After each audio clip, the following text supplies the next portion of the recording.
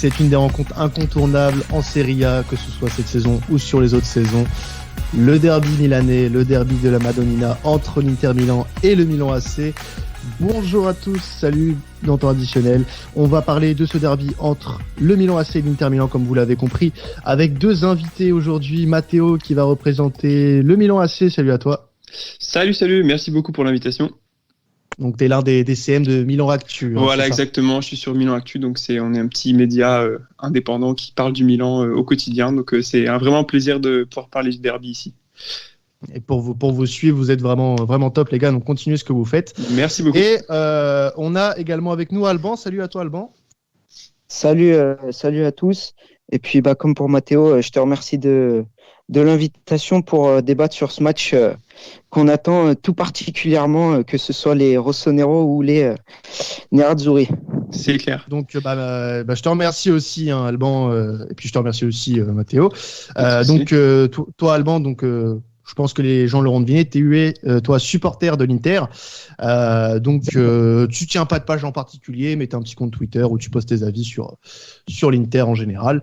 Donc bienvenue à toi et bienvenue à toi aussi Matteo pour ce podcast. Et on va parler de cette rencontre. Bien sûr, deux équipes qui ont fait un début de saison, on va dire correct, puisque le Milan AC, on va dire, continue sur sa bonne dynamique de la saison dernière, qui d'ailleurs a été excellente. Vraiment, ça a été l'une des équipes en Italie qui a le plus impressionné la saison dernière.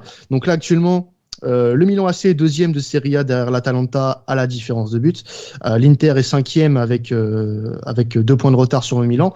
Alors, on va pas dire que ce match va déjà être prépondérant sur ce qui va se passer en fin de saison, mais on peut déjà dire que ce choc va tenir ses attentes. En tout cas, en termes de résultats, sur les dernières rencontres, l'Inter et le Milan sont au rendez-vous. Matteo, toi, en tant que supporter milanais, tu te sens comment en ce début de saison et plus particulièrement à l'abord de cette rencontre? Alors, je dirais qu'il y a quand même une ambiance extrêmement positive autour du club. Voilà, les résultats parlent pour eux. On a réussi à, comme tu disais, garder cette dynamique de post-Covid, en fait, parce qu'il faut le dire qu'on est quand même invaincu, toute compétition confondue, depuis, il me semble, le 8 mars. Le dernier match, je crois que c'était contre le Genoa qu'on avait perdu. Ensuite, voilà, après post-Covid, tout ça, on n'a fait que des victoires. Alors certes, en ce début de saison, il y a eu, on peut dire, le miracle, entre guillemets, de passer en Europa League contre Rio Ave, parce que voilà, ça a été un match absolument dantesque, une séance de pénalty interminable, etc. Donc, c'était vraiment très compliqué. Mais hormis ce match-là, voilà, on continue sur notre lancée, on engrange des points, il y a du jeu, il y a des buts. Voilà, très satisfaisant. Après, à l'approche du derby, pareil, positif, parce que Zlatan revient, il a été guéri du Covid. Et voilà, on a été, disons, plus épargnés que l'Inter sur ce niveau-là parce que eux, ils ont perdu plusieurs titulaires assez importants à cause du virus. Ouais. Nous, on a la chance de récupérer Ibra. On n'a aucun absent notable, si ce n'est Rebic, donc qui s'est blessé au coude il y a un peu plus d'une semaine, qui sera très certainement pas là. Et on a aussi Gabia, qui a lui aussi contracté le Covid, mais qui dans tous les cas aurait sûrement cédé sa place à Romagnoli, qui revient tout juste de blessure. Voilà.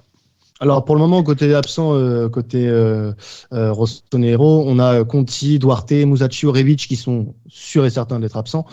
Après, comme tu l'as dit, il y a des incertitudes, que ce soit physique ou au niveau du Covid. Donc ça peut changer beaucoup de choses au niveau du plan de jeu et surtout au niveau de l'adaptation aussi que tu vas avoir par rapport à l'Inter. Toi, côté interiste, Alban, comment tu vis ce début de saison de l'Inter Milan, surtout après la fin de saison qu'a connu l'Inter, que ce soit en Serie A ou en Europa League, et comment tu te sens à l'approche de ce match face au Milan AC? Alors, je pense que les deux équipes sont un peu dans la même dynamique, à savoir depuis la reprise du championnat, si je me trompe pas, les deux équipes n'ont pas perdu un seul match, que ce soit toutes compétitions confondues. Bon, après, le Milan a joué quelques matchs de barrage pour l'Europa League. Après, pour moi, il n'y aurait pas eu ce match contre la Lazio, je serais très confiant. Le match contre la Lazio m'a un petit peu inquiété personnellement, parce que pour moi, très clairement, on a perdu 2 points au vu du scénario du match, au vu de la confrontation, et surtout on s'est retrouvé en difficulté à plusieurs moments dans la partie. Donc, ouais, surtout. Et puis, comme ça a été précisé avant, voilà, pas mal d'absents notables, surtout défensivement parlant. Offensivement, je me fais absolument pas de soucis. On a la doublette Lukaku, Lautaro qui a encore marqué et fait une passe décisive avec l'Argentine hier. Donc, je pense qu'il va arriver en pleine confiance. Mais défensivement, on n'aura pas de Skriniar, pas de Bastoni, ce qui fait qu'on va se retrouver avec vraisemblablement Kolarov et D'Ambrosio associés à De Vrij. J'ai envie de dire heureusement qu'il y a De Vrij, parce que si on s'était retrouvé avec Ranocchia ou un autre défenseur compliqué.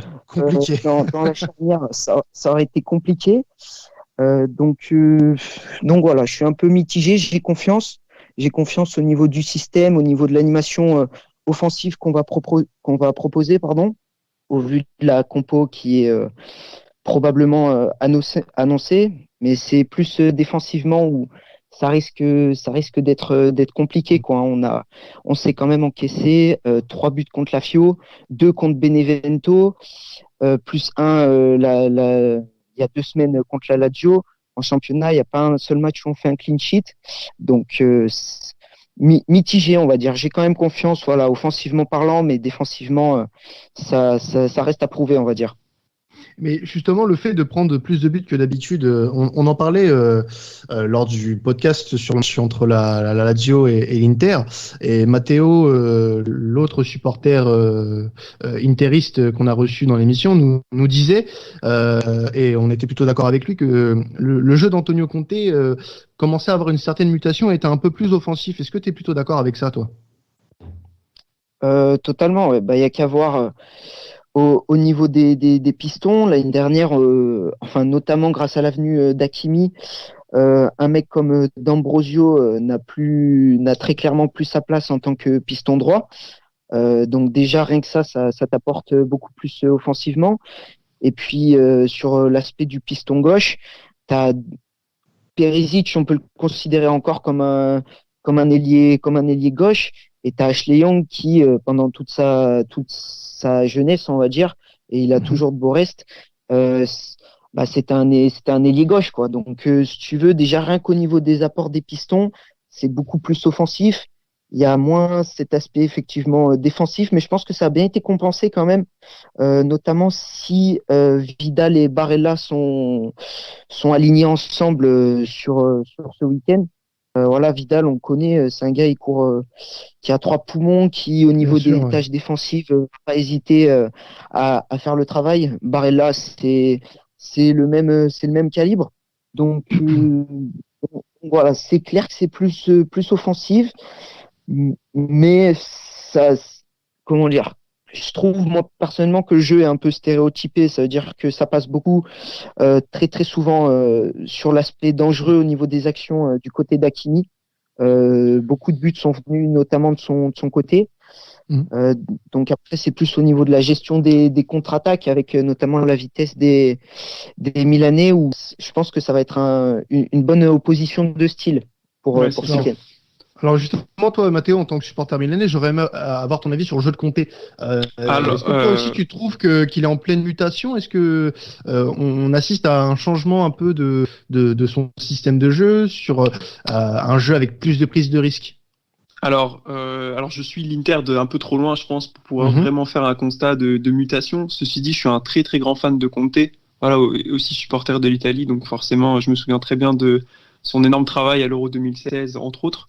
Donc voilà, moi, l'Inter, je respecte énormément cette équipe, particulièrement cette année. J'en ai fait mon grand favori pour le Scudetto, en fait, parce que je trouve qu'ils sont vraiment bien huilés. En plus de ça, Conte a eu les renforts qu'il souhaitait pendant son mercato. Donc, je pense vraiment qu'il y a matière à remporter le Scudetto. Après, je pense que sur une confrontation directe, un match, un derby comme ça, je pense que certes, l'Inter peut être extrêmement dangereux, notamment avec, voilà, on connaît tous Lukaku, Lautaro Martinez. On sait à quel point ils peuvent être dangereux et peser sur les défenses. Je pense notamment là avec le retour de Romagnoli, qui va être dans une condition physique un petit peu mauvaise. Je pense il n'a pas joué depuis très longtemps. Il a que quelques entraînements, donc voilà, il va devoir affronter avec l'aide de Simon Kjær, c'est sûr, mais affronter Lukaku et Lautaro pendant une partie, je pense que ça va être très dur. Après, voilà, l'Inter, je pense que leur grande force, et là où ça me fait le plus peur, c'est la profondeur de banc, en fait. Parce que je sais pas exactement qui va être aligné entre Eriksen, Vidal, etc. Mais voilà, il y aura de la ressource et il y aura de quoi faire tourner. Et je pense que ça peut être vraiment, vraiment une arme importante pour eux, quoi. Alors, côté Inter, on n'a pas fait l'état des absents, même si Alban en a cité quelques-uns. Donc, en effet, Bastoni, Nainggolan, Sensi, Skriniar, Vecino, Ashley Young sont déjà absents, avec peut-être des incertitudes. On ne sait pas ce qui peut se passer avec les retours de sélection. Maintenant, avec le Covid, on ne sait plus trop à quoi s'attendre, malheureusement. Il faut attendre le jour même, quoi. C'est ça. Donc, malheureusement, on ne sait même pas, on peut même pas sortir de composition probable, parce qu'on peut se dire que d'ici 24 heures, elle sera plus la même. Parce que on le voit en France, hein, tu peux avoir un cluster du jour au lendemain dans un club, et puis derrière, toute ta composition probable est niquée, donc tu peux rien faire. Donc après nous, on a City aussi qui s'est pris un rouge lors de la dernière rencontre, qui du coup est suspendu, ce qui fait que, et de même, après, nous en tant qu'Interistes, ça nous arrange, bien que faut pas rigoler non plus sur ça, mais Gagliardini qui sera pas présent sur le terrain d'un point de vue technique, ça nous arrange fortement. Mais voilà, il fait partie également au niveau de l'équipe, au niveau du turnover. Donc c'est vrai que comme tu as dit, Mathéo, nous on a une bonne profondeur de banc, c'est ce qui a été travaillé au niveau du mercato, et je trouve de manière assez intelligente. Ça veut dire que tous les postes ont été doublés, que ça aille du gardien jusqu'au fait qu'on ait 4 attaquants avec Pinamonti et Sanchez qui ont été récupérés en plus. Mais là, voilà, avec le virus, on sait jamais. Là, pour le moment, on va dire 4 milieux axiaux qui pourront être potentiellement là samedi, mais on ne sait jamais jusqu'au dernier moment, quoi. Ouais, c'est sûr. Alors, toi, Alban, en tant que supporter interiste, tu suis certes peut-être de loin ou de près, hein, je ne sais pas le Milan, mais je pense que tu suis plutôt de loin, mine de rien. Qu'est-ce que tu penses de la forme depuis le restart, on va appeler ça comme ça, du Milan AC, qui a vraiment une forme incroyable, on l'a dit tout à l'heure, n'a pas perdu depuis mars 2020. Qu'est-ce que ça t'évoque, cette forme actuelle? Est-ce que toi, en tant que supporter interiste, ça te fait peur ou pas? Alors la raison, elle se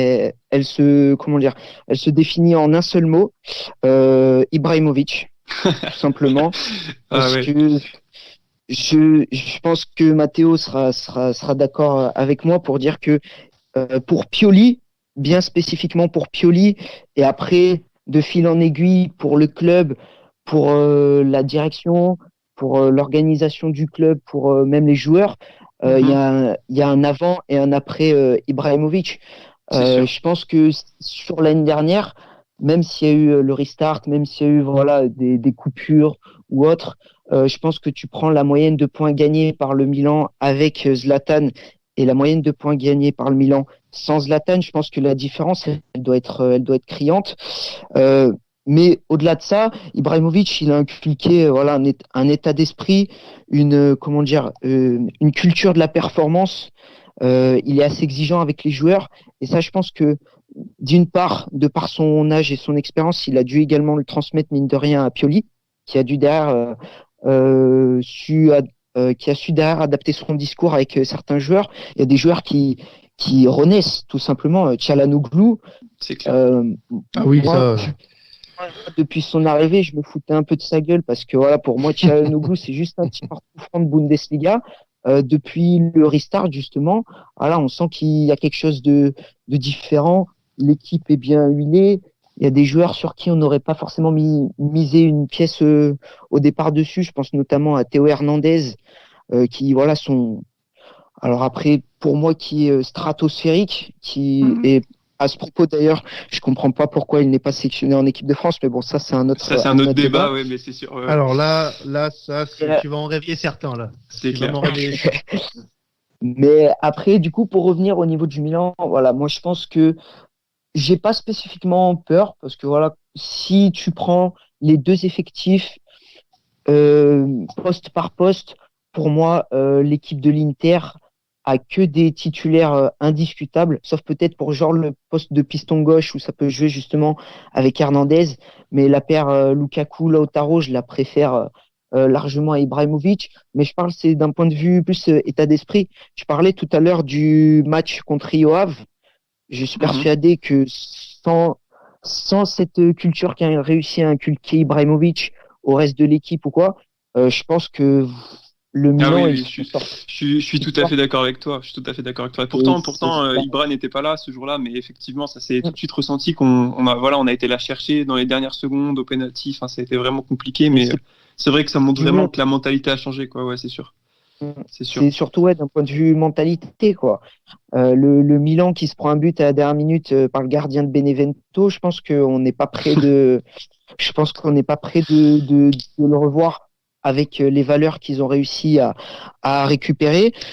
Mais je dirais pas que j'ai peur. Je dirais qu'il faut être méfiant. Par contre, faut rester sûr et serein de nos forces, jouer notre football. Et je pense que logiquement, ça devrait le faire. Après, la seule chose qui pourrait nous faire peur à nous Interistes, c'est le karma, tout simplement. Il y a beaucoup d'Interistes depuis ce matin qui rappellent que ça fait depuis janvier 2016, je crois que le Milan n'a pas gagné un derby, voilà, ça fait depuis un petit moment on est invaincu, et que même quand vous pensez tenir une victoire en une mi-temps, le match bascule complètement. Donc voilà, je pense que c'est à voir, mais j'ai pas spécialement peur, non. Mathéo, une réponse peut-être du coup, ouais. Non, je suis assez d'accord avec lui. Bon, faut quand même préciser qu'on a gagné un derby en Coupe d'Italie avec un but de Coutron et qui nous a qualifié pour la finale, si je dis pas de bêtises, ou la demi-finale, je sais plus. Enfin bref, tu dois t'en souvenir, Alban. Mais hormis ça, par rapport à ce que tu disais sur Zlatan, c'est vrai que Zlatan a apporté énormément au niveau de la mentalité, de l'envie de gagner, et même voilà toute son expérience et même tout simplement son niveau sur le terrain, quoi. C'est un neuf qui marque des buts, c'est quelque chose qui nous manquait depuis un moment déjà. Mais au-delà de ça, je trouve que la vraie révolution de ce Milan, elle passe par deux hommes, je dirais, en plus par évidemment toute l'équipe, mais je trouve qu'il y a deux hommes vraiment marquants que sont Simon Kjær, qui voilà depuis son arrivée en janvier a été vraiment un patron de la défense. On l'a encore vu de plus en plus en l'absence de Romagnoli, quoi. Il a vraiment pris sur ses épaules toute la défense du Milan et c'est vraiment impressionnant les performances qu'il arrive à sortir. Et après le deuxième homme, tu parlais de lui tout à l'heure, c'est Hakan Çalhanoğlu qui est stratosphérique depuis un bon bout de temps maintenant et qui, à mon sens, est le joueur le plus important de cette équipe. Et je dirais le joueur qu'on ne peut pas remplacer en fait. Voilà, je pense qu'on peut plus se passer par exemple de Ibrahimovic sur le terrain que de Hakan, parce que voilà, c'est le joueur qui arrive à réguler le tempo des matchs, il arrive à décrocher quand il faut, il arrive à s'insérer dans la surface quand l'équipe en a besoin offensivement, il tire les coups de pied arrêtés vraiment d'une façon magnifique qui fait qu'il a marqué pas mal de buts, il a délivré plein de passes D. Voilà, maintenant on sent qu'il est sûr de lui. Pioli l'a vraiment intégré et en fait la clé de son système. Et on sent que dans toutes ses prises de balles, dans toutes ses attaques, dans tous ses dribbles, il est confiant. Il sait qu'il a que toute l'équipe. Il dégage une sérénité, quoi. Voilà, c'est ça. On sent que il a pris à cœur ce rôle de leader technique et qu'il l'assume complètement et qu'il est totalement décomplexé. Et ça, on a fait un joueur qui maintenant, comme je le dis, voilà, pour moi, il est irremplaçable. Et on voit bien que quand il est un petit peu en méforme ou quand il est absent, l'équipe tourne vraiment, vraiment pas pareil. Donc, je suis très content de l'avoir pour le derby, quoi. Alors, juste avant que je vous demande un petit peu dans une de cette deuxième partie de l'émission ce que représente le derby pour vous, je voulais te retourner la question à toi, Mathéo. Au niveau de l'Inter, est-ce que toi, il y a des choses qui te font un peu douter sur cette rencontre? Est-ce que pour toi, l'Inter a un supplément qui fait que le Milan est au-dessus, ou justement tu trouves que c'est un peu égal, ou alors le Milan est au-dessus? Comment tu vois, toi, cet écart entre les deux équipes?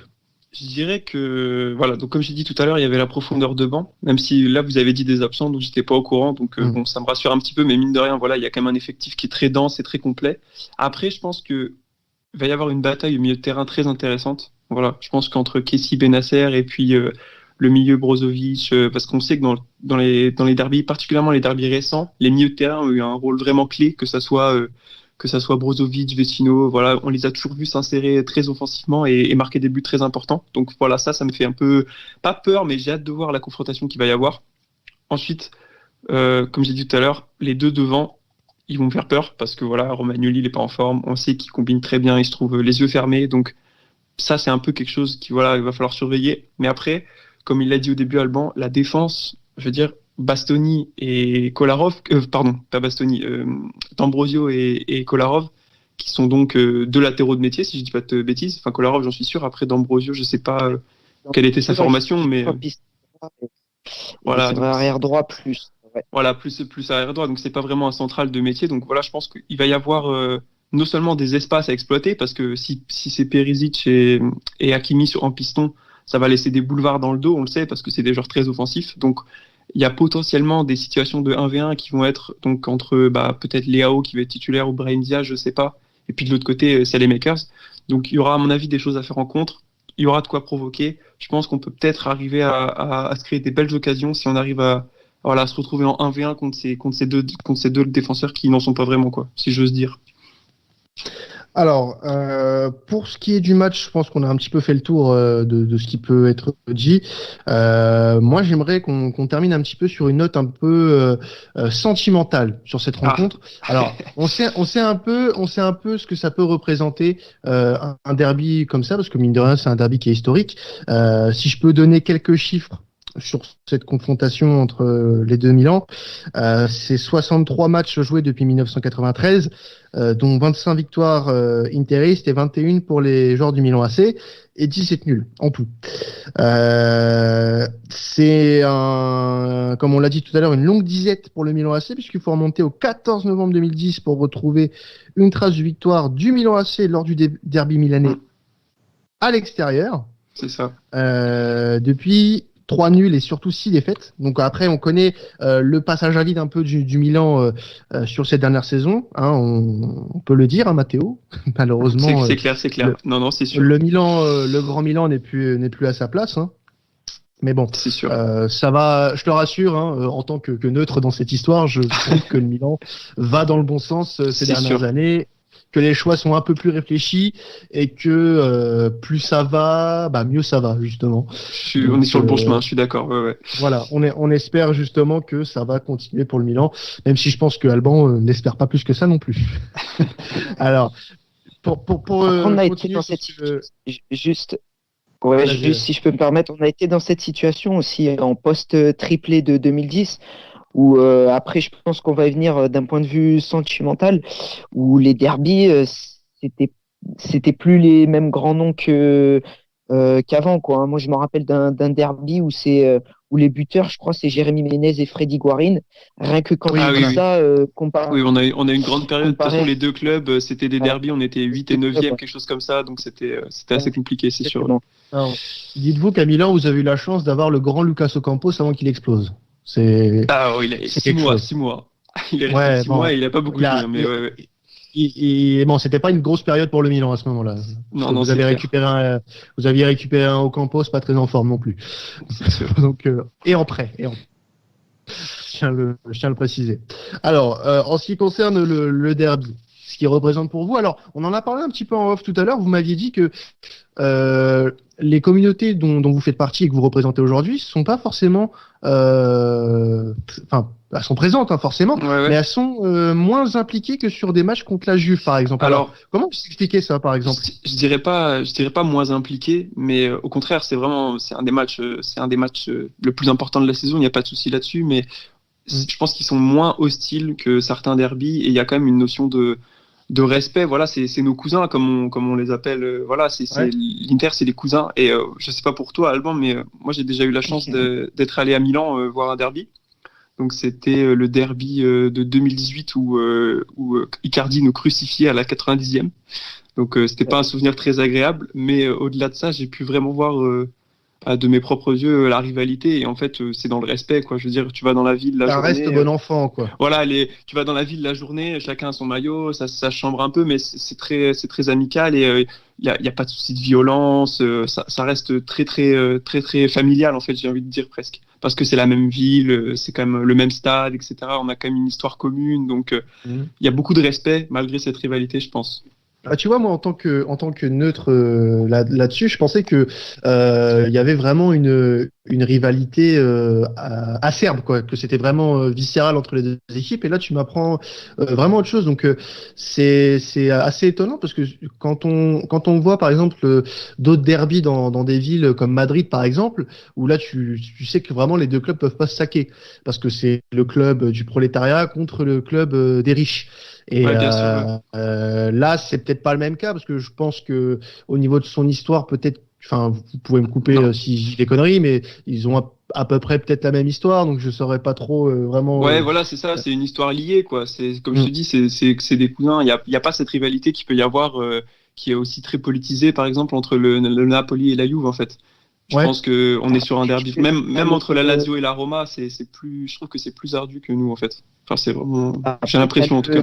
T'as une question de contexte aussi. Pour citer une image que tout bon connaisseur de foot connaît, Mhm. Rui l'image Costa de Materazzi s'appuie sur Rui et Rui Costa. Costa, ouais, bien sûr. Ouais. C'est que tu as une question de contexte. Aujourd'hui, le fait que les matchs, que ce soit pour l'Inter ou pour le Milan, contre la Juve est plus important, c'est le contexte. C'est que la Juve, c'est l'équipe à abattre en fait. La Juve, ça fait depuis plusieurs saisons qui gagne le championnat. Pour nous, les interistes, Inter-Juve, c'est le derby d'Italie. Voilà, il y a eu ce qui s'est passé en 2006, où ça a créé encore, même au jour d'aujourd'hui, des tensions, que ce soit dans de simples discussions, voilà, que ce soit sur les réseaux ou même dans la ville ou autre. Tu as plein de choses comme ça. Je pense par contre que le derby, en ce moment, entre les deux Milan est un peu moins. Il est toujours attendu, comme tu disais, par les supporters, parce que voilà, l'expression, elle est peut-être toute faite, mais c'est vrai. Qui dit qu'un derby, ça se joue pas, ça se gagne. C'est clair. Là, un club, par exemple, qui fait une moins bonne saison, bah moi, je me rappelle justement de ces saisons où on était 8e, 9e, 7e. Eh ben, si tu gagnais les deux derbies, voilà, ta saison, elle était un petit peu moins pourrie, même si elle te laissait un goût amer, elle était un peu moins pourrie parce que tu avais gagné ces deux derbies. Tu vois. Oui, tout à fait, tout à fait. Mais par contre, je pense que justement, si plus tard, on est amené à revoir, par exemple, un quart de finale de compétition européenne ou un premier contre deuxième à quelques journées de la fin entre l'Inter et le Milan, je suis sûr que ça va pas, enfin l'avant-match, la semaine avant le coup d'envoi ne va pas être aussi comment dire, Calme. je peux pas dire tranquille. Ouais. Voilà, Ouais, pas tranquille. Non, mais c'est vrai, il a raison. Ouais, totalement. Moi, personnellement, j'attends le match comme tous mes, je vais dire confrères, je sais pas si c'est le bon mot, mais confrères. Oui, voilà, tu peux le dire. C'est marqué, voilà, que ça fait. Il y a des gens, ils marquent J-5, c'est le derby, J-4, c'est le derby. Il y a des gens, voilà, ils disent, ouais, ça fait chier que le derby joue le samedi à 18h pour je ne sais quelle raison. Mais il y a des gens qui, voilà, ça aurait été une contre la Spezia, que ça se joue le samedi à 18h. Si tu le rates, c'est moins grave que si tu rates l'Inter contre le Milan ce samedi. Tu vois, c'est vraiment, je pense, une question de contexte. Et c'est de là aussi qu'il y a l'explication où vraiment contre la Juve. Et puis, comme on en parlait au début, voilà, il y a beaucoup trop d'équipes qui sont contre la Juve. Et ce, pour des raisons différentes. La Fiorentina, ils détestent la Juve, mais depuis que Chiesa a fait le transfert, ils les ont encore moins dans la peau. Il y a plein de choses comme ça, quoi. Ouais. Alors, merci les gars pour votre témoignage sur ce que représente ce derby pour vous et puis sur l'analyse de cette rencontre. On va juste terminer ce podcast sur des petits paris sportifs comme on a l'habitude de faire. Je sais pas si vous nous avez déjà écouté les gars, donc on termine toutes les affiches sur ça. Alors, en ce qui concerne cette rencontre entre l'Inter et le Milan AC, on aura forcément des cotes assez intéressantes à jouer puisque on a de part et d'autre des attaquants très très intéressants, très efficaces, et qui vont certainement apporter du danger d'un côté comme de l'autre. Alors si vous aviez un pronostic, messieurs, on va commencer par l'équipe qui reçoit. Alban, toi, tu vois qui l'emporter? Je pense pas m'avancer, mais je pense que tu vas dire l'Inter. Ouais, je vois l'Inter. Par contre, je pense avoir un petit scénario en tête. Je nous vois bien remporter le match 2-1 en menant 2-0, mais comme pas mal et comme beaucoup trop de fois, mais bon après c'est la vie qu'on a décidé de mener. Je sens qu'on va se prendre un vieux but du 2-1 à la 80e et on va être très très très tendu jusqu'à la fin de match. Mais je vois bien une victoire 2-1 ouais, de notre part. Alors, victoire de 1 de l'Inter, on est sur une belle cote, on est sur du 7,75. Une victoire de l'Inter en sec, c'est 2,28. Donc les cotes sont assez intéressantes. Pour toi, Mathéo, tu vois quoi Alors, je vais être très ambitieux. Il faut que je défende mon club, mais je vais dire une victoire 3-1, j'ai envie de dire.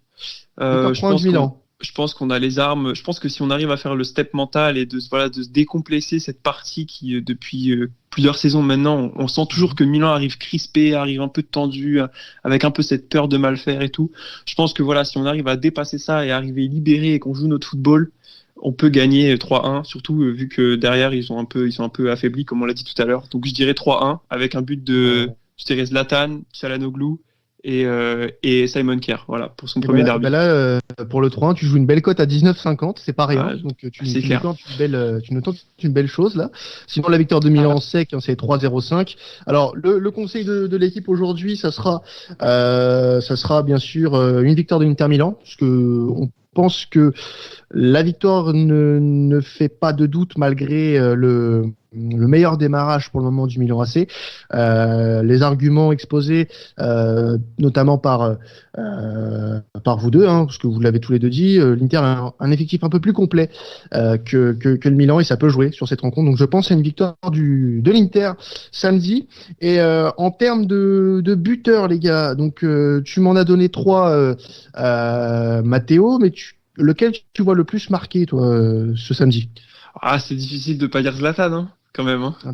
C'est vrai que tu m'aurais dit votre belge là sur l'aile droite, je sais plus le nom. Selmakers, attention, il a été très bon en trêve internationale. Attention à lui. Je pense objectivement Zlatan, je pense qu'il va avoir à cœur de marquer. Il revient pour ce match. Il a guéri du Covid. Je pense qu'il va être en forme. Ouais, non, je pense qu'il a dû être un peu vénère quand même de cette situation. C'est sûr. Donc, je pense qu'il va se réveiller un petit peu et malheureusement, il adore en plus. C'est des matchs qu'il adore en plus. Donc, bien sûr. Alors, et toi, au niveau buteur, mon cher Alban, tu vois qui marquer? Alors que ce soit d'un côté comme de l'autre. Hein. Alors, moi, je pense, juste si je peux me permettre, si jamais je devais parier ou autre, je mettrais une victoire de l'Inter avec les deux équipes qui marquent. Je pense que la cote, elle doit être pas mal, mais c'est surtout qu'en termes de stats, je crois qu'il n'y en a pas eu beaucoup sur les 10-15 dernières années des derbies qui sont finis sur un 0-0.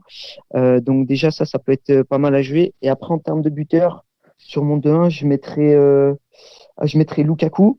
Comme tu as dû voir sur Twitter, j'espère, mais après je le sens bien, il marque souvent sur les derbies. Brozovic, j'espère qu'il va marquer. C'est vrai.